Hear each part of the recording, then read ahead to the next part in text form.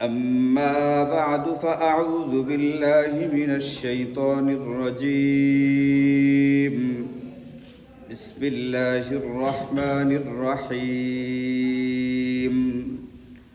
اقرأ باسم ربك الذي خلق خلق الإنسان من علق اقرأ وربك الأكرم الذي علم بالقلم علم الإنسان ما لم يعلم. وقال سيدنا رسول الله صلى الله عليه وسلم طلب العلم فريضة على كل مسلم.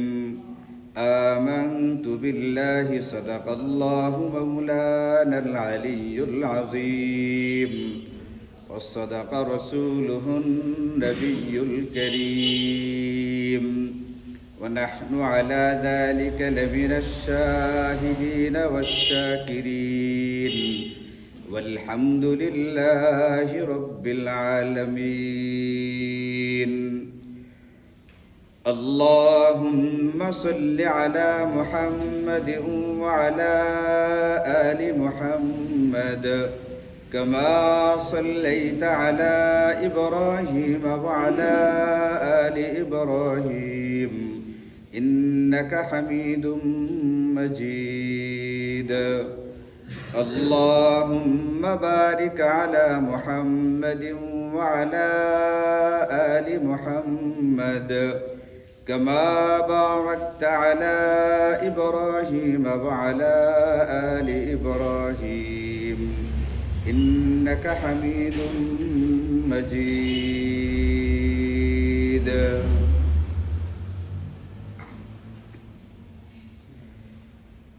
কুরআনুল কারীমের অসংখ্য আয়াতের মধ্যে ৬,০০০-এর উপরে আয়াত আছে কুরআনুল কারীমে। এগুলোর মধ্যে আল্লাহ তাআলা সর্বপ্রথম যে বিধানটা যে আয়াতে কারিমা নাজিল করেছেন, ৬,০০০-এর উপরে আয়াত আছে, তার ভিতরে সর্বপ্রথম যেটাকে নাজিল করেছেন, যে বিধানটা দিয়েছেন, আচ্ছা বলেন এটার কি কিছু গুরুত্ব শরীয়তে আছে না নাই? ৬,০০০-এর উপরে আয়াত, এর ভিতরে সর্বপ্রথম যে আয়াত, যে বিধান, যে হুকুমটা আল্লাহ পাক দিচ্ছেন, এটা হচ্ছে ইকরা, পড়ো। পড়তে বলছেন, পাঠ করা, পড়ো, পাঠ করো। ইকরা বিসমি রাব্বিকাল্লাযী খলাক, তুমি পড়ো তোমার সেই রবের নামে যিনি তোমাকে সৃষ্টি করেছেন। সূরাতুল আলাক নামে একটা সূরা আছে কুরআনুল কারীমে। এই সূরার প্রথম যে ৫টি আয়াত, এই ৫ আয়াত কুরআনুল কারীমের সর্বপ্রথম নাজিল হওয়া আয়াত। এটার মধ্যে সর্বপ্রথম যে আদেশটা আল্লাহ তাআলা আমাদেরকে করেছেন, এই আদেশটা হচ্ছে পড়া সংক্রান্ত, পাঠ করা সংক্রান্ত আয়াত। সুতরাং নামাজ, রোজা, হজ, যাকাত, সাদাকা, খায়রাত ইত্যাদি যে আমলগুলো আছে, এই আমলগুলোকে যতটুকু গুরুত্ব দিয়ে থাকি, পড়ার যে ব্যাপারটা, পড়ার যে বিষয়টা, এটাও একটা গুরুত্বপূর্ণ আমল, এটাও একটা আল্লাহ পাকের হুকুম, এটার উপরও আমাদের আমল থাকতে হবে। এই জন্যে সর্বপ্রথম যে হুকুমটা করেছেন আল্লাহ, সেটা হচ্ছে পড়ো, পাঠ করো। কারণ নামাজ পড়তে গেলে আপনাকে আগে জানতে হবে, রোজা রাখতে গেলে রোজা কাকে বলে আগে আমাকে আপনাকে জানতে হবে, হজ করতে গেলে হজ কি জিনিস, কিভাবে করতে হয় আগে জানতে হবে, যাকাত দিতে গেলে কখন কিভাবে যাকাত দিতে হবে, কখন শুদ্ধ হবে, এটা সম্পর্কে আগে আমাকে জানতে হবে। এই জন্য আল্লাহ বলছেন ইকরা, তুমি পড়ো, তুমি পাঠ করো। সর্বপ্রথম যে আদেশটা আল্লাহ পাকের পক্ষ থেকে, আসমান থেকে আমাদেরকে আসমানি নির্দেশ হিসেবে দেওয়া হয়েছে, এটা হচ্ছে পড়ো, পাঠ করো। এটা তোমার উপরে জিম্মাদারি, তোমার উপরে দায়িত্ব। তুমি যখন পড়বে, তুমি যখন জানবে, তুমি যখন শিখবে, তুমি যখন অবগত হবে, তখন তোমার বাকি ৬,০০০-এর উপরের যে বিধিবিধান আছে, এইগুলোর উপরে আমলটা সহি হবে, এইগুলোর আমলটা আল্লাহ পাকের দরবারে কবুল আর মকবুল হবে। তোমার পড়াও নেই, জানাও নেই, অবগতিও নেই, শিক্ষা দীক্ষাও নেই, কোনো কিছুই নেই, করা ছাড়াই যদি পড়তে লেগে যাওয়া হয়, তাহলে যদি এই ব্যক্তি পড়া ছাড়া, জানা ছাড়া, অবগতি ছাড়া যদি পড়তে ছাড়া যদি সে আমল করতে শুরু করে, এই আমল হবে না, এই আমল তাকে ভয়ঙ্কর মাত্রায় নিয়ে যাবে। এই জন্য ইমাম মালিক রাহিমাহুল্লাহ বলছেন, যে ব্যক্তি পড়াশোনা করে নাই, মান লাম ইয়াতাফাক্কাহ, দ্বীনের বুঝ যার ভিতরে নাই, কিন্তু সে আমল করতে শুরু করে দিয়েছে দ্বীনের বুঝ ছাড়া। মান তাসাব্বাফা ওয়া লাম ইয়াতাফাক্কাহ, বহুত বড় আবেদ হয়ে গেছে, ইবাদত গুজার হয়ে গেছে, আত্মশুদ্ধির লাইনে কাজ করতে শুরু করে দিয়েছে, জিকির আজকার তাসবিহ তাহলিল বহু রকমের আমলে লেগে গেছে, কিন্তু দ্বীনের বুঝ বা দ্বীনের জ্ঞান সে আগে আহরণ করে নাই। তিনি বলছেন ফাকাদ তাযান্দাকা, এই ব্যক্তিরা গুনাহগার, কি এই ব্যক্তিরা জিন্দিক বা বেঈমান হয়ে যাওয়ার ভয় আছে। যেটা ইবাদত না সেটাকে ইবাদত মনে করবে, শিরিক বা কুফুরটাকে সে গুরুত্বপূর্ণ আমল মনে করবে। আমাদের সমাজে এরকম বহু মানুষ আছে তার পীরকে সেজদা করে, আপনাদের জানা আছে না? এটা মাজারে গিয়ে পীরকে সেজদা করে, এমনটা জানা আছে না? জানা আছে না? আজকে সকালবেলায় আমি মুরের বাজারে গেছি, ওখানে গিয়ে দেখছি দুইজন মানুষ হাতে দুইটা মুরগি নিয়ে মদনপুর যাইতেছে। অটোওয়ালা জিজ্ঞেস করে কই যাবেন? মদনপুর। তারা বলছে হ্যাঁ মদনপুর যাবো। হাতের মুরগিগুলো নিয়ে মদনপুর মাজারে যাই কি জন্য বলতে পারবেন? এই মুরগি কার জন্য উৎসর্গ করা হচ্ছে? মাজারওয়ালার জন্য। ব্যক্তির নামে কোনো পশু উৎসর্গ করা যায়? ব্যক্তির নামে কোনো কিছু উৎসর্গ করা যায় না। পশু উৎসর্গ হবে, কোনো বিষয় উৎসর্গ হবে কার জন্য? আল্লাহর জন্য। মানুষ কুফরি করতেছে, কিন্তু সে যে এটা কুফরি করতেছে, এটাতে শিরিক, এই জ্ঞান কি তার আছে? এটাতে শিরিক, তার জ্ঞান নাই, কিন্তু সে করতেছে কি ভালো মনে করে না খারাপ মনে করে? বলেন, মুরগি দিচ্ছে মাজারে, এত দূর থেকে আসছে, তাকে যাইতে হইতেছে মাজার পর্যন্ত, এটা একটা কুফরি, এটা একটা শিরিক, এটা একটা ভয়ঙ্কর অপরাধ। এই অপরাধের বুঝ দিয়ে সে যাইতেছে নাকি ভালো মনে করে যাইতেছে? মানুষ শিরিককে মনে করবে ভালো কাজ। এই জন্য ইমাম মালিক রাহিমাহুল্লাহ বলেন, মান লাম ইয়াতাফাক্কাহ, জ্ঞান অর্জিত হয়নি, কোরআন সুন্নাহর সহি জ্ঞান তার কাছে নাই, আমল করতে শুরু করে দিয়েছে, এই ব্যক্তিরা কোন দিক থেকে জিন্দিক হবে, বেঈমান হবে, সে টেরও পাবে না। এই জন্য আল্লাহ পাক সর্বপ্রথম অর্ডার যেটা করেছেন আমাদেরকে, সর্বপ্রথম যে হুকুমটা করেছেন, হুকুমটার নাম হচ্ছে ইকরা, পড়ো, পাঠ করো। এই জন্য আমার আপনার জিন্দেগিতে সহি ইলম হাসিল করবার জন্য কখনো পড়তে হবে, কখনো সহি ইলমওয়ালাদের সাহায্যে যেতে হবে, তাদের জবান থেকে সহি ইলমটাকে নেওয়ার চেষ্টা করতে হবে। এইভাবে আমাকে ধর্মীয় সহি জ্ঞানের জ্ঞানী হয়ে ওঠার চেষ্টা করা লাগবে। এই নির্দেশ সর্বপ্রথম আসমান থেকে আমাদের উপরে এসেছে। এই জন্য আমাদের পড়ার দরকার আছে না রে? পড়ার দরকার আছে। কার হুকুম এটা? আল্লাহ পাকের হুকুম। আল্লাহ বলছেন তুমি পড়ো, ইকরা, তুমি তোমার ওই রবের নামে পড়ো যিনি তোমাকে সৃষ্টি করেছেন। সূরাতুর রহমান একটা সূরা আছে, আপনারা জানেন, আর রহমান আল্লামাল কুরআন খালাকাল ইনসানা আল্লামাহুল বায়ান। আর রহমান কে? আল্লাহ। আল্লাহ বলছেন যে আল্লামাল কুরআন, তিনি মানুষদেরকে কোরআন শিখিয়েছেন। 3 নম্বর আয়াতে বলছেন খালাকাল ইনসানা, তিনি মানুষ সৃষ্টি করেছেন। মানুষ সৃষ্টি আগে করছেন না কোরআন শিখাইছেন আগে? বলেন কোনটা আগে? একটা হচ্ছে কোরআন শিক্ষা দেওয়া, আর একটা হচ্ছে মানুষ সৃষ্টি করা। এক আয়াতে আল্লাহ বলছেন আল্লাহ মানুষকে কোরআন শিক্ষা দিয়েছেন, আরেক আয়াতে আল্লাহ বলছেন তিনি মানুষকে সৃষ্টি করেছেন। মানুষকে সৃষ্টি করা আর মানুষকে কোরআন শিক্ষা দেওয়া, দুইটার ভিতরে আগে কোনটা বাস্তবে? মানুষ সৃষ্টি না হইলে তাকে শিখাইবেন কেন? এখনো জন্মই হয়নি, তাকে কি শেখানো যাবে? তাকে শেখানো যাবে না। বাস্তবতার দিক থেকে চিন্তা করলে মানব সৃষ্টিটা আগে হবে, মানুষটা শিখার মতো বয়সে উপনীত হবে, এরপরে থেকে কোরআন শিক্ষা দেওয়া হবে। বাস্তব হচ্ছে এইটা, কিন্তু আল্লাহ পাক বর্ণনা করার সময় মানুষ সৃষ্টির কথাটা পরে বলছেন, আর কোরআন শিক্ষা দেওয়ার ব্যাপারটাকে আগে বলছেন। আর রহমান, রহমান আল্লামাল কুরআন, কোরআন শিখিয়েছেন। কোরআন শিখার কথাটা আগে বলছেন, এরপরে বলছেন খালাকাল ইনসান, তিনি মানুষকে সৃষ্টি করেছেন। হওয়ার কথা ছিল খালাকাল ইনসান আল্লামাহুল বায়ান, আল্লামাল কুরআন, যে আল্লাহ তাআলা মানুষ সৃষ্টি করেছেন, এরপরে কোরআন শিক্ষা দিয়েছেন। এভাবে হলে বাস্তব উপযোগী হইতো, কিন্তু আল্লাহ পাক শিখার কথাটা আগে এনেছেন আর মানব সৃষ্টির কথাটাকে পরে এনেছেন। রহস্যটা কোথায়? মুহাদ্দিসিনে কেরাম, মুফাসসিরিনে কেরাম বলছেন, একটা মানুষ হয়ে উঠতে গেলে, একটা মানুষ খালি আকৃতিতে, আকার আকৃতিতে মানুষ হইলে হবে না। সত্যিকারের মানুষ হয়ে উঠতে গেলে ব্যক্তির ভিতরে আগে কুরআনি ইলম লাগবে, কোরআন এবং সুন্নাহর জ্ঞান তার ভিতরে থাকতে হবে। এরপরে মানুষটা মানুষ হয়। আর মানব রূপী দেখতে একটা জানোয়ার, একটা প্রাণী যদি হয়ে থাকে, তার ভিতরে কোরআন হাদিসের ইলম নাই, দেখতে মানুষ মনে হবে, বাস্তবে তার ভিতরে কোনো মনুষ্যত্ব থাকবে না। এই জন্য আল্লাহ পাক কের বর্ণনার আগে আনছেন, কুরআনের বর্ণনা আগে এনেছেন। আগে কুরআন শিখো, কুরআনের ইলম, কুরআনের জ্ঞান অর্জন করো, তখন তুমি প্রকৃত মানুষ হয়ে উঠতে পারবে। আর নতুবা তুমি দেখতে মানুষ হবে, বাস্তবে মানুষ হবে না। এই জন্য আমার আপনার জিন্দেগিতে পড়া দরকার। পড়তে গেলে আপনি কি পড়বেন, কোত্থেকে পড়বেন?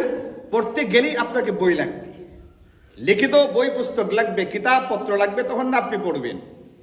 পড়বেন কোত্থেকে? ইন্টারনেট থেকে পড়বেন, আপনি বই থেকে পড়বেন, আপনি কিতাব থেকে, পুস্তক থেকে, রিসালা থেকে পড়তে হবে। এই পড়ার জিন্দেগিটা এতটাই মজার, এতটাই গুরুত্বপূর্ণ যে ইমাম মুহাম্মদ রাহিমাহুল্লাহ, আমাদের হানাফি মাযহাবের শীর্ষ ইমামদের একজন, ইমাম মুহাম্মদ রাহিমাহুল্লাহ সম্পর্কে বর্ণিত আছে, তিনি যখন মাসাইল খুঁজতেন, একটা সমস্যা সামনে আসছে, মানুষ তাকে জিজ্ঞেস করেছে এই সমস্যার সমাধানটা কি, তিনি সমাধানটা জানতেন না। কোরআন সুন্নাহ ঘাঁটতে শুরু করলেন, কোরআন সুন্নাহ পড়তে শুরু করলেন, কোরআন সুন্নাহকে তালাশ করতে শুরু করলেন। তালাশ করতে করতে করতে করতে পরিশ্রম করতে করতে বহু পরে একবার তখন গিয়া যখন তিনি সমাধানটা পেলেন, তিনি চিৎকার করে বলে উঠতেন, আইনা আবনাউল মুলুকি মিন হাযিহিল লাজ্জা। আরে দুনিয়ার রাজরাজরা, দুনিয়ার রাজপুত্রেরা এই মজা কোত্থেকে পাবে? আমি এখন যে মজা অনুভব করতেছি। শরীয়তের একটা বিধান আমার জানা নাই, খুঁজতে খুঁজতে পাইলাম, জানলাম এটার যে মজা, এটার যে আনন্দ, যে জিনিসটার জন্য আমি পিপাসু ছিলাম, অনুসন্ধানী ছিলাম, খুঁজতে খুঁজতে বহু পরে দীর্ঘক্ষণ পরে খুঁজে পেলাম। আমার হারিয়ে যাওয়া স্বর্ণ, হারিয়ে যাওয়া মুকুট, আমার হারিয়ে যাওয়া বিশাল সম্পদ আমি যখন খুঁজে পাইলাম, তখন ইমাম মুহাম্মদ চিৎকার করে বলতেন, এই মজা রাজপুত্ররা কোথায় পাবে? আমি এখন যে মজা অনুভব করতেছি। পড়ার ভিতরে মজা আছে যদি পড়াটাকে একটু গুরুত্ব দিয়ে আমল করা হয়। আল্লাহ পাকের প্রথম নির্দেশটাকে যদি আমলে নেওয়া হয়, তাহলে পড়ার ভিতরে মজা আছে। কিতাব লিখেছেন উলামায়ে কেরাম, কিতাব লিখছেন, কিতাব আল উলামাউল উজ্জাব আল্লাযীনা আথরুল ইলমা আলা যাওয়াজ।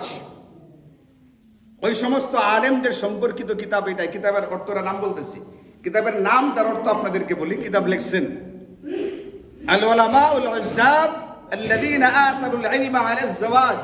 কিতাবের নামটার অর্থ হলো এটা, ওই সমস্ত উলামায়ে কেরামের জীবনী গ্রন্থ এটা, যারা বিবাহ শাদীর উপরে পড়াটাকে প্রাধান্য দিচ্ছেন। আমাদের যারা মুহাদ্দিসিনে কেরাম ছিলেন, এদের ভিতরে সর্বসম্মত, যিনি আদেল, সর্বসম্মতভাবে বিশ্বস্ত গ্রহণযোগ্য যারা আমিরা ছিলেন, ইনাদের ভিতরে একজন ছিলেন আমিরুল মুমিনিন ফিল হাদিস বলা হয়ে থাকে, হাদিস শাস্ত্রের মুকুটবিহীন সম্রাট যাকে বলা হয়ে থাকে, আব্দুল্লাহ ইবনে মুবারক রাহিমাহুল্লাহ। ওনার সম্পর্কে ঘটনা আসছে।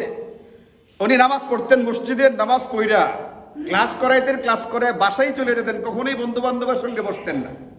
আসে না, নামাজ হয়ে গেছে, একটু মসজিদে বসে একটু কথাবার্তা বলি লোকদের সাথে, মুসল্লিদের সাথে, উনি বসতেন না, চলে যেতেন। যারা আসছে অন্যরাও তো বুজুর্গ আল্লাহওয়ালা মানুষ। ওনাকে জিজ্ঞেস করা হলো, আপনি নামাজের সময় নামাজ তো আমাদের সঙ্গে পড়েন, কিন্তু আমাদের সঙ্গে বসেন না, কারণটা কি? উনি বলছেন, নামাজের সময় জামাতের সাথে নামাজ পড়া জরুরি, জামাতের সঙ্গে নামাজ পড়ি।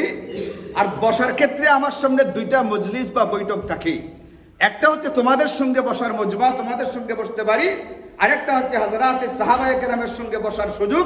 আমি তোমাদের সঙ্গে না বসে সাহাবায়ে কেরামের সঙ্গে বৈশা তাদের সঙ্গে গল্প গুজব করি।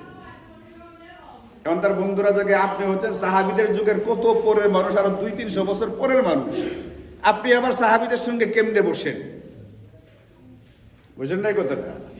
এই জামানার কোনো ব্যক্তি যদি বলে আমি সাহাবীদের সঙ্গে বসে গল্প করি, আপনার কাছে অবাক লাগবে না? সাহাবায়ে কেরামের যুগ কোনটা? নবীজির পরের যুগটা, এই নবীজির যুগ পরের যুগ, এটা চলে গেছে আরো 1300 বছর আগে। এখন যদি কেউ বলে আমি সাহাবীদের সঙ্গে বসে গল্প করি, অবাক লাগবে না? বন্ধু বান্ধব জিজ্ঞেস করে, কি বলছেন এটা?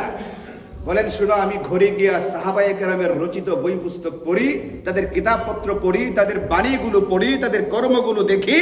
আমি যখন তাদের বই পুস্তক পড়ি, আমার কাছে মনে হয় আমি তাদের সঙ্গেই গল্প করছি।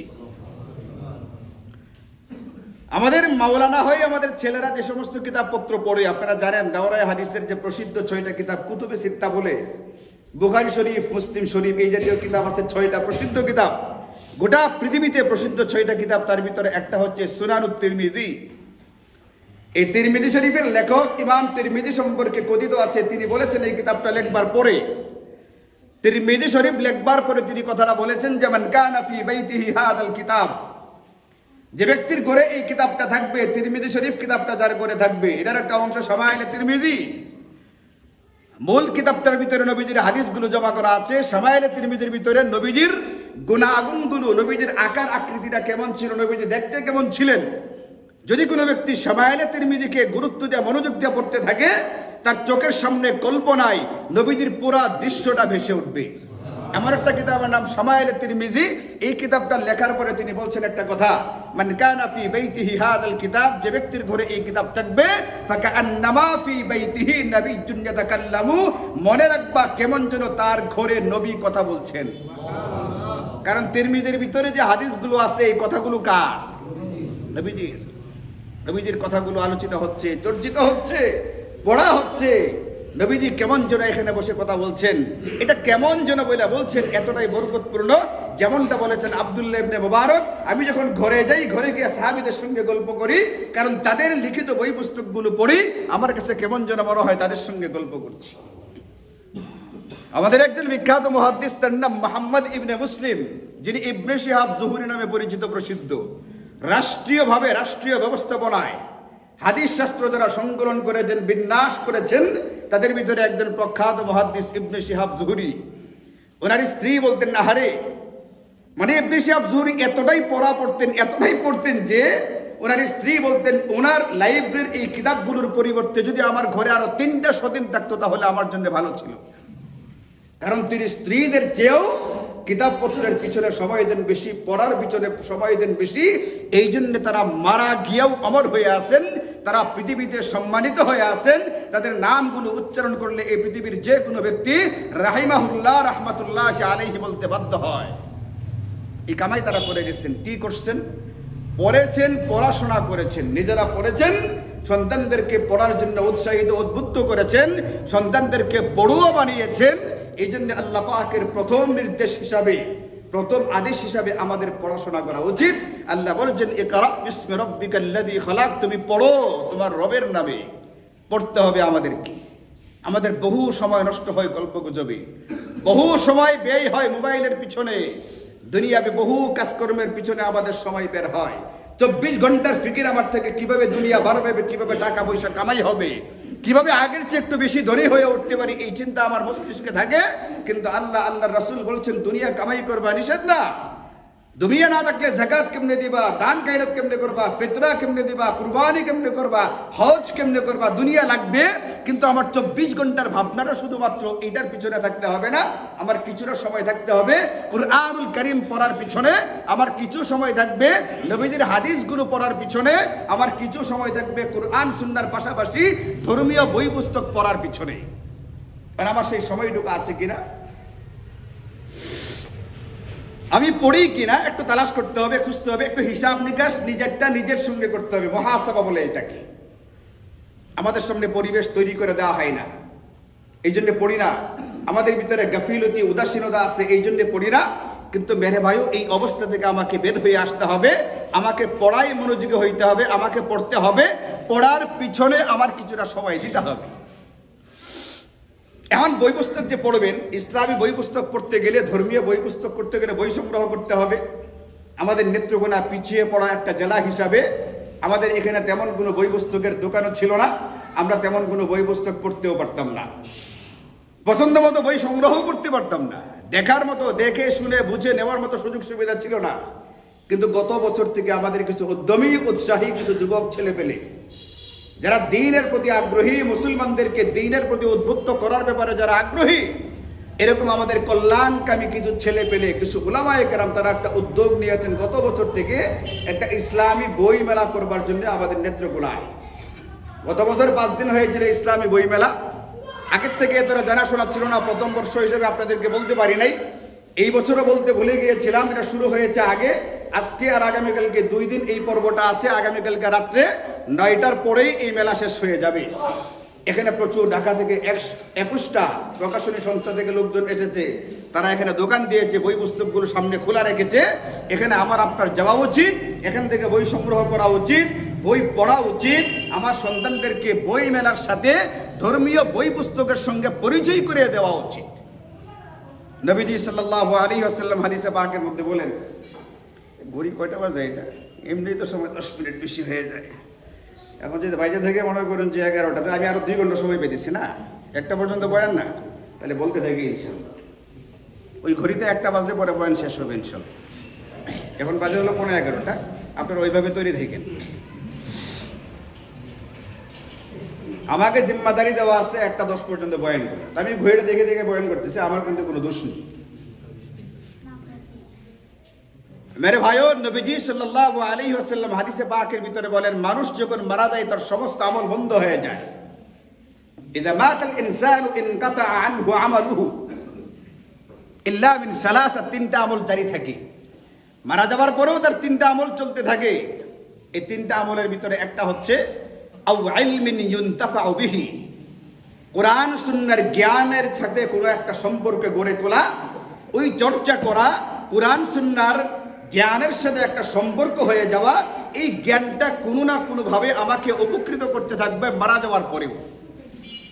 আমাদের সমাজে খালি একটা কথা ছড়ায় গেছে, প্রচলিত হয়ে গেছে, ভুল বুঝার তৈরি হয়ে গেছে, মসজিদ মাদ্রাসায় দান করলেই খালি সদাকায়ে জারিয়া হয়, আর মনে হয় কোনো সদাকায়ে জারিয়া নেই। এর বাইরে সদাকায়ে জারিয়া আছে। গুরুত্বপূর্ণ একটা খাত হচ্ছে, গুরুত্বপূর্ণ একটা বিষয় হচ্ছে এটা ইলমি বিষয়ের সাথে, কোরআন সুন্নাহর জ্ঞানের সাথে আমার এমন একটা সম্পর্ক তৈরি হবে, এই জ্ঞান আমি মারা যাওয়ার পরে যুগ যুগ ধরে আমার কবরে সওয়াব পৌঁছাইতে থাকবে। 3 নাম্বার আরেকটা হচ্ছে, এটা নবীজি বলছেন, আও ওয়ালাদিন সালিহিন ইয়াদউ লাহু, তুমি তোমার নেককার সন্তান তৈরি করে যাও, যে নেককার সন্তানের দ্বীনি বুঝ থাকবে, যে তোমার জন্য দোয়া করবে। তোমার এই নেককার সন্তানটাও তোমার জন্য একটা সদাকায়ে জারিয়া, মারা যাওয়ার পরে তোমার আমলনামায় সওয়াব পৌঁছবে যেগুলোর দ্বারা। এর ভিতরে একটা হচ্ছে নেককার সন্তান। এখানে কিন্তু নবী যেটা বলেন নাই ওয়ালাদিন মুফতি, মুফতি সন্তান রেখে যাও। নবী যেটা বলেন নাই ওয়ালাদিন মুহাদ্দিস, একটা মুহাদ্দিস সন্তান রেখে যাও। নবীজি বলেন নাই ওয়ালাদিন হাফেজ, একটা হাফেজ সন্তান রেখে যাও। নবীজি বলছেন ওয়ালাদিন সালেহ, একটা সৎ কর্মশীল, একটা ভালো ভদ্র আদব বিশিষ্ট একটা সন্তান পৃথিবীতে রেখে যাও। এই সন্তানটা তোমার জন্য সাদাকায়ে জারিয়ার কাজে দিবে। এখন আমার সন্তানের আমার কাছে অধিকার, আমার সন্তানের আমার কাছে পাওনা, এটা তার ন্যায্য হক বা অধিকার। আমি তাকে ধর্মীয় বিষয়গুলোর সঙ্গে পরিচয় করিয়ে দিব। এই ধর্মীয় বিষয়গুলোর গুরুত্বপূর্ণ একটা বিষয় হচ্ছে পড়া। এই জন্য কুরআনুল কারীমের 600-র উপরে আয়াতের ভিতরে সর্বপ্রথম বিধানটাই আল্লাহ দিয়েছেন, ইকরা, পড়ো, পাঠ করো। এই পড়ার সঙ্গে আমার সন্তানকে পরিচয় করে দেওয়া, আমি বাবা হিসাবে, দাদা হিসাবে, নানা হিসাবে, গার্ডিয়ান হিসাবে আমার উপরে জিম্মাদারি, তাকে পড়াশোনায় অভ্যস্ত করে তোলা। সে দ্বীনি বই পুস্তক পড়বে, কোরআন হাদিসের বই পুস্তক পড়বে, পড়ে পড়ে জানবে, বুঝবে, শিখবে। এই পরিচয়টা করায় দেওয়া আমার উপরে জিম্মাদারি। এই জন্য ইসলামী বই মেলা হচ্ছে, বাচ্চার হাত ধরে তাকে ইসলামী বই মেলায় নিয়ে যাবে। সে বই মেলায় যাবে। ইসলামী বই মেলা এমন একটা মেলা, যে মেলায় আমাদের যাওয়া উচিত, এটা আমার কাছ থেকে শিখবে। সে ঘুরে ঘুরে মেলার বইগুলো দেখবে, পছন্দ হলে বই কিনবে। কিছু কিছু বই এমন থাকে, কিছু কিছু কিতাবপত্র এমন থাকে যে কিতাবপত্রগুলো সারা জিন্দেগি কাজে লাগে। বলেন, কোরআন শরীফ পড়তে সর্বোচ্চ 3 থেকে 5 দিনে খতম করা সম্ভব। এক ব্যক্তি কোরআন শরীফ কিনছে, কিনা 5 দিনে খতম করে লাইছে। এই কিতাব সারা জীবনের জন্য অচল না কিয়ামত পর্যন্তের জন্য দরকার? নবীদের হাদিসগুলো কিয়ামত পর্যন্তের জন্য দরকার। ইসলামী জ্ঞান, ইসলামী ইলম, এটা কিয়ামত পর্যন্তের জন্য দরকার। যত দিন যাবে আপনার ভিতরে পিপাসা তত বেশি তৈরি হবে। আপনি যত বেশি জানবেন, আপনার মনে হবে আপনি ততই কম জানতেছেন। যত বেশি শিখবেন, আপনার মনে হবে আপনার ভিতরে জাহালাতের পরিমাণ তত বাড়তেছে। আপনি যে জানেন না, আমি যে জানি না, এই জিনিসটাই আমার জানা নাই। আমি যখন পড়তে শুরু করলাম তখন বুঝলাম আমি তো দুনিয়ার বহু কিছু জানি না। যখন আমি পড়তে শুরু করেছি তখন বুঝতে শুরু করলাম যে আমার অনেক কিছুই অজানা রয়ে গেছে। আমার যে অনেক কিছু অজানা, এটা বুঝতে গেলে আমাকে পড়তে হবে। পড়ার জন্য আমার সন্তানকে হাত ধরে বই মেলায় নিয়ে যেতে হবে। ধর্মীয় বই পুস্তক পড়তে হয়, এটার সাথে সম্পর্ক থাকতে হয়। এই শিক্ষাটা তাকে দেওয়া, এটা আপনার উপরে জিম্মাদারি, আপনার উপরে দায়িত্ব। গতকালকে মাগরিবের নামাজ পড়ে এখান থেকে গেলাম। আমি আমার ছোট ছেলেটা সালমান, দেখছেন আপনারা অনেক সময় মসজিদে আসছে দুষ্টামি করে। আপনারা বিরক্ত হনই তো? না, কেউ বিরক্ত এই পর্যন্ত হয়েছে না, দেখছি না। এ এবং একটা ভাতিজা, এই দুটাকে নিয়ে মেলায় গেছি, মনে করছি আসা পর্যন্ত থাকবো, আসার আগে চলে আসবে। এদেরকে নিয়ে তো মসজিদে যাওয়া যায় না, খুব দুষ্টামি করে। আপনি অবাক হবেন, তারা এতটা আনন্দ, এতটা মজা পাইছে, পুরা মাঠটার ভিতরে এই পরিমাণ তারা আনন্দ অনুভব করছে যে বড় বড় মানুষ তাদের সঙ্গে খেলতে শুরু করছে। বড় বড় ছেলেরা, নেত্রকোনা জেলার এনসিপির আহ্বায়ক ফাহিম রহমান খান, মানে আমার এবার দেশে এদের সঙ্গে খেলতে শুরু করছে। এত আনন্দ পাইছে, পর আমাকে থাকতেছে রাত 9টা পর্যন্ত। সারা জীবন স্মৃতি হয়ে মাথায় থাকবে। বাবার সঙ্গে বই মেলায় গিয়েছিলাম, বই পুস্তক দেখেছিলাম। এই স্মৃতিগুলো ক্যামেরার ছবিতে না, মোবাইলের ছবিতে না, আপনার সন্তানের হৃদয়ের ভিতরে আপনার সঙ্গে তার ছোটবেলার কিছু স্মৃতি সারা জীবনের জন্য গেঁথে ফেলতে হবে। এই গেঁথে ফেলবার জন্য আপনি বই মেলায় যাবেন। আমরা তো কত মেলায় যাই, আপনি অবাক হবেন। কিছুদিন আগে একজন আমাকে মাসালা জিজ্ঞেস করে, হুজুর একটা মেলা হইতেছে, একটু মেলায় যাইতাম, লালন মেলায়, এটা কি যাওয়া ঠিক হবে? আমি বললাম যে লালন মেলায় যাবেন, ওখানে কি হবে? এখানে কি এমন কোনো পণ্য পাওয়া যায় যে পণ্যটা আপনি আশেপাশে পাইতেছেন না, এরকম ব্যাপার? বলে না। তাহলে কি হবে এখানে? বলে ওদের এখানে লালনরা গান টান গায়, গাঞ্জা নাঞ্জা খায়, এগুলো দেখে আর কি। তা আপনি এটা কেন যাবেন?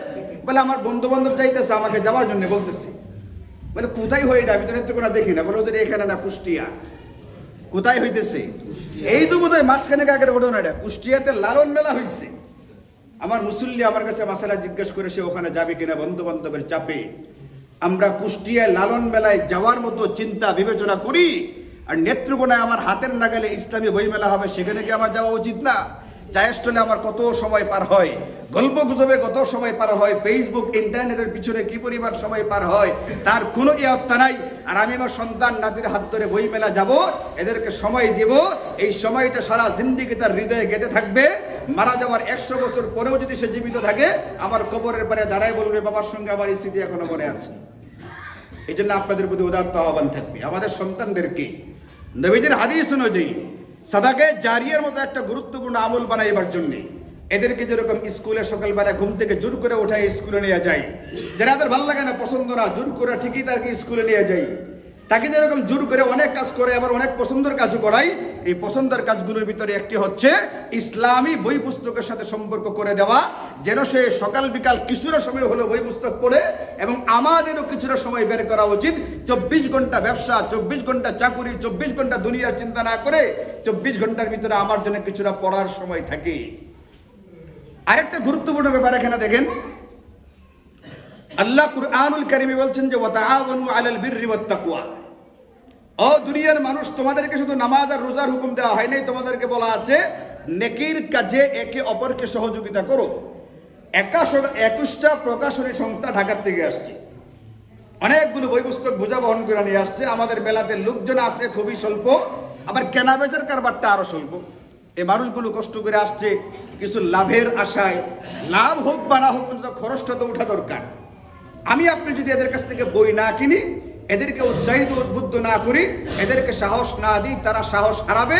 এক সময় এই ধর্মীয় বই পুস্তক ছাপানো বন্ধ হবে। আমার আপনার এই সহযোগিতা না করবার কারণে যদি ইসলামী বই পুস্তকগুলো, ইসলামী মেলাটা যদি পিছায়া যায়, এটার একটা অবাল, এটার একটা পরিণাম কিন্তু আমার আপনার জিন্দিগিতেও আসবে। আমি আপনি এই ব্যাপারে উদাসীন, গাফেল। আরে আগুনে পোড়ায়া জলে কত সম্পদ ফেলে দেই, আগুনে পোড়ায়া ছাইটা জলে ফেলে দেই, সম্পদ জলে গেল, কত বাস্তবে আমি সম্পদ জলে ফেলাইতেছি। তখন আমার টাকা পয়সার কোনো চিন্তা থাকে না। বই পুস্তক কিনতে গেলে হিসাব করি না, হিসাব করবেন না। 2-4 হাজার টাকার বই পুস্তক কিনে ফেলেন। বই কিনে কেউ কোনোদিন ফকির হয় নাই, বই কেনার দ্বারা কোনো ক্ষতি নেই। এই বইগুলোর ভিতরে এমন বই হচ্ছে সারা জিন্দিগি আপনার কাজে লাগবে।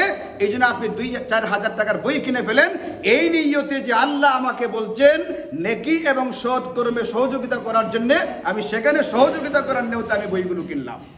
এরা উৎসাহিত হোক, উদ্বুদ্ধ হোক, আগামীতে আবার আমাদের এখানে আসুক, বছর বছরে এই ইসলামী মেলা হোক, আমাদের ছেলেপেলেরা, আমাদের সন্তানেরা ইসলামী বই পুস্তকের সঙ্গে পরিচিত হয়ে উঠুক, আমাদের ছেলেপেলেরা ইসলামী বই পুস্তকের বন্ধু হয়ে উঠুক। এদের সবচেয়ে গুরুত্বপূর্ণ বন্ধু হয়ে উঠুক ওই বন্ধু না যে বন্ধু আমাকে লালনের মাজারে, লালনের মেলায় নিয়ে যাওয়ার দাওয়াত দে, বই হয়ে উঠুক আমার জীবনের, আমার সন্তানের সবচেয়ে গুরুত্বপূর্ণ বন্ধু। আমি আপনি যদি এটা না করি, মনে রাখবেন ইসলামের দুশ্মনরা কিন্তু বসে নাই। গতকালকের আমাদের দেশে জাতীয় প্রধান দৈনিক দাবি করে এমন একটা পত্রিকায়, খেয়াল করবেন কথাটা, গতকালকের খবর বলছি, এটা একটা জাতীয় দৈনিক নিজেদেরকে দাবি করে এমন একটা পেপারে একটা খবর দিচ্ছে বড় কইরা বাউল বিরোধিতার অন্তরালে গ্রামীণ অর্থনৈতিক ব্যবস্থা দখলের লড়াই চলছে। আপনি তো পেপার পত্রিকা পড়ি না, এই যে শিরোনাম দেখলে হিসাবও করি না, কি বলছে এত গুরুত্ব দিয়া? বাউল বিরোধিতার অন্তরালে গ্রামীণ অর্থনৈতিক ব্যবস্থা দখলের লড়াই চলছে। এই খবরটা ভিতরে যদি আপনি পড়েন, আপনি দেখবেন এখানে কি বলতে চাইছে এটা সংক্ষিপ্ত মোলাখাসটা আপনাদেরকে বলি। মূল কথাটা এটা, কিভাবে ইসলাম বিদ্বেষীরা ইসলামের বিরুদ্ধে বিদ্বেষ ছড়াইতেছে, কিভাবে ইসলাম বিরোধীরা ঠিকই ইসলামের বিরুদ্ধে কাজ করতেছে, আর আপনি 2-4 হাজার টাকার কারণে মেলায় যেতে পারি না, আপনি একটু সময় বের করে ইসলামী মেলায় যেতে পারি না, তারা কিন্তু বসে নেই। এটার ভিতরে লেখছে অগ্রহায়ণ মাস চলছে আমাদের দেশে। এই সময়ে সাধারণত সারা দেশে ধান কাটা হয়। আমাদের দেশের সরকারি চাকরিজীবীরা ঈদের সময় যেরকম বেতনের সঙ্গে বোনাস পাইয়া উৎসাহিত, উদ্বুদ্ধ, আনন্দিত হয়ে ওঠে, উল্লসিত হয়ে ওঠে, আমাদের গ্রামেগঞ্জের মানুষেরা এই সময়ে ধান কেটে তারা উল্লসিত থাকে, কারণ তাদের হাতে এই সময় নগদ কিছু পয়সা আসে। তখন তারা কি করে? নবান্ন উৎসব করে, পিঠাপুলি তৈরি করে, গ্রামেগঞ্জে বাউল গান, জারি গান, গাজী গান ইত্যাদি গানের নামে বিভিন্ন উৎসব করে। কিন্তু উৎসবগুলোর বিরুদ্ধে এই উৎসবটাকে অনেকটা তেজ কমায় আনছে, যেটা ছিল যুগের পর যুগ ধরে চলে আসা একটা ব্যাপার। এটার তেজটা কমিয়ে গেছে ওয়াজ মাহফিলগুলোর কারণে। এখন ওয়াজ মাহফিলওয়ালারা চিন্তা করে এদের কারণে আমাদের ক্ষতি হয়, এই জন্য ওয়াজ মাহফিলওয়ালারা ইচ্ছাকৃতভাবে এদের বিরুদ্ধে লড়াইয়ে নামছে। এই কথাটা কি ঠিক না পুরা ভুয়া? ওয়াজ মাহফিল যারা করার তারা ঠিকই করতেছে। ওয়াজ মাহফিল করতে গিয়ে বাউলদের গান বন্ধ করে নাই, ওয়াজ মাহফিলের কারণে বাউলদের কাছ থেকে টাকা জোর করে আদায় করে নাই। বাউলদের বিরুদ্ধে বাউলরা তারা লেখছে ইতিহাস, 90 সনের আগে বাউলদের প্রাধান্য ছিল, তখন থেকে ছিল তাদের প্রাধান্য। তারা এটা এখন কমে গেল কেন? তারা যেটা লিখবে, যেটা লেখার, সেটা না লিখে উল্টাটা লেখছে কেন? বলে 90 দশক থেকে আস্তে আস্তে আমাদের গ্রামে গঞ্জের ওয়াজ মাহফিল গুলো মাঠ দখলে নিয়ে আনিছে, এতে করে বাউলরা পিছিয়ে গেছে। এদেরকে আরো কোণঠাসা করবার জন্য ওয়াজ মাহফিল গুলোর মধ্যে বাউলদের বিরুদ্ধে বিশুদ্ধার করে করে মানুষের ব্রেইনকে ওয়াশ করা হচ্ছে। আচ্ছা, আমি যদি গানের বিরুদ্ধে বলি বিশুদ্ধার হয়, আর এই আব্দুর রহমান, এই আবুল সরকার যখন আল্লাহর বিরুদ্ধে কথা বলে, আল্লাহর রাসূল সম্পর্কে ভয়ঙ্কর কটূক্তি করে, তখন কি বিশুদ্ধার হয় না? আমি একজন মুসলিম হিসাবে কোরআন হাদিস যেটাকে নিষেধ করে গান, আমি ওটার বিরুদ্ধে বললে আমার বক্তব্যটা হয়ে যায় বিশুদ্ধার। আর এরা যখন আল্লাহর রাসূল সম্পর্কে, কোরআন হাদিস সম্পর্কে ভয়ঙ্কর উক্তি করে, ওটাকে বিশুদ্ধার হয় না? এই তথাকথিত জাতীয় দৈনিকগুলো একদিন একটা রিপোর্ট এমন করে নাই যে অমুক বাউল আল্লাহ এবং রাসূল সম্পর্কে বিশুদ্ধার করেছে, কিন্তু নতুন একটা খবর তারা ঠিকই লিখে দিছে, তাদের বিরুদ্ধে আমরা যে বিশুদ্ধার করতেছি। ইসলাম বিরোধী চক্রটা, ইসলাম বিদ্বেষীরা, তারা কিন্তু ঠিকই ইসলাম বিরোধীদেরকে সমর্থন করে যাইতেছে, এদের ব্যাপারে লেখালেখি করতেছে, এদের আত্মপক্ষ, এদের পক্ষাবলম্বন করে রিপোর্ট ছাপাইতেছে। আর আপনি কিন্তু কিচ্ছু জানি না, এই ভান ধরে বৈশা আছি, এই ভান ধরে বৈশা থাকবার সুযোগ আমার আপনার জন্য নাই। মুসলমান সাদা শীতে হবে, কিন্তু ব্যাকল বুন্দা হবে না। সাদা শীতে হওয়া আর ব্যাকল বুন্দা হওয়া এক জিনিস না। আমার দুশ্মন সজাগ সচেতন, ইসলামকে নির্মূল করার চেষ্টা করতেছে, আর আপনি শুধুমাত্র ব্যবসা বাণিজ্য, চাকরি বকরি, টাকা পয়সা, দুনিয়া নিয়ে বেহুশ হয়ে আছি। আমার 1 ঘন্টা, 24 ঘন্টার ভিতরে 1 ঘন্টা, আধা ঘন্টা সময় নেই ইসলামকে নিয়ে ভাববার। অথচ নবীজি বলেন, কুরআনুল কারীমের ভিতরে আছে, আল্লাহ বলছেন তোমাদেরকে দুনিয়াতে পাঠানো হয়েছিল লিইয়ুযহিরাহু আলাদ-দীনি কুল্লিহি, তোমরা দুনিয়াতে এমন ভাবে চলবে, তোমাদের মাধ্যমে দুনিয়াতে ইসলাম ধর্ম সবচেয়ে উপরে থাকবে, অন্য ধর্মগুলো নিচে পড়বে, এমন আচরণ তুমি করবে। ইসলামকে বিজয় করবার জন্য আমার আপনার কোনো ভূমিকা আছে কিনা একটু চিন্তা করতে হবে, ভাবতে হবে। এই জন্য মেরে ভাইও, আমাদের ইসলামী বই মেলায় যেতে হবে, এদেরকে উৎসাহিত, উদ্বুদ্ধ করতে হবে, এখান থেকে কিছু বই পুস্তক কিনতে হবে, অন্তত এখানে গিয়ে একটু ঘোরাঘুরি করতে হবে, যেন দুনিয়ার মানুষ দেখে যে বাংলাদেশের মানুষ এখনো ইসলাম প্রেমী মানুষ, এরা এখনো আল্লাহ এবং তার রাসূলের প্রেমিক, এরা কোরআন সুন্নাহর মহব্বতকারী। এই জিনিসটা অন্তত বেঈমান এবং ইসলাম বিদ্বেষীরা দেখুক এবং জানুক। এই জানানটা দেওয়ার জন্য হলো আমার ওখানে যাওয়া দরকার। যাবেন ইনশাআল্লাহ? এছাড়াও আমার আপনার ইসলামী বই পুস্তক সংগ্রহ থাকা দরকার, এগুলো মাঝে মধ্যে পড়া দরকার। দৈনিক 24 ঘন্টার ভিতরে একটাকে বললাম তারা কিভাবে পড়ছেন আমাদের আকাবির আসলাফ, একটু পড়াশোনা করা দরকার। কোন কোন বইগুলো আমার জন্য পড়া উচিত, সংগ্রহে রাখা উচিত, আমার সিথানে আমার মাথার কাছে তো একটা বই সদা সর্বদা থাকা উচিত। আমি যখন বিশ্রাম করি, ঘুমে ধরতেছি না, শুয়ে শুয়ে একটু বই পড়ি, মোবাইলটা না ঠেলে আমি বইগুলো পড়ার চেষ্টা করি। এটা আমার আপনার শারীরিকভাবেও অনেক উপকারিতা আসবে ইনশাআল্লাহ। মেলা হইতেছে বড় মসজিদের সামনে কালেক্টর মাঠে, আজকে হবে এবং আগামীকালকে রাত 9টা পর্যন্ত চলবে। এরপরে এটা শেষ হয়ে যাবে, এই বছরের জন্য এটা শেষ। আপনি এখানে দেখে আসুই না, পছন্দ করে এবং সর্বোচ্চ ছাড়ে, সর্বোচ্চ কমিশনে আপনি বই কিনতে পারবেন। আপনি এদেরকে উৎসাহিত করবার জন্য আল্লাহ পাকের নির্দেশ, ও তাআওয়ানু আলাল বিররি ওয়াত তাকওয়া, নেকির কাজে একে অপরকে সহযোগিতা করো, সমর্থন করো, উদ্বুদ্ধ করো, উৎসাহিত করো। অন্তত এই আয়াত কারিমার উপরে আমল করার জন্য হলো ইনশাআল্লাহ দেওয়ার চেষ্টা করবেন। আল্লাহ তাআলা আমাদের সকলকে তৌফিক দান করুন। ওয়া আখিরু দাওয়ানা আনিল হামদুলিল্লাহি রাব্বিল আলামিন।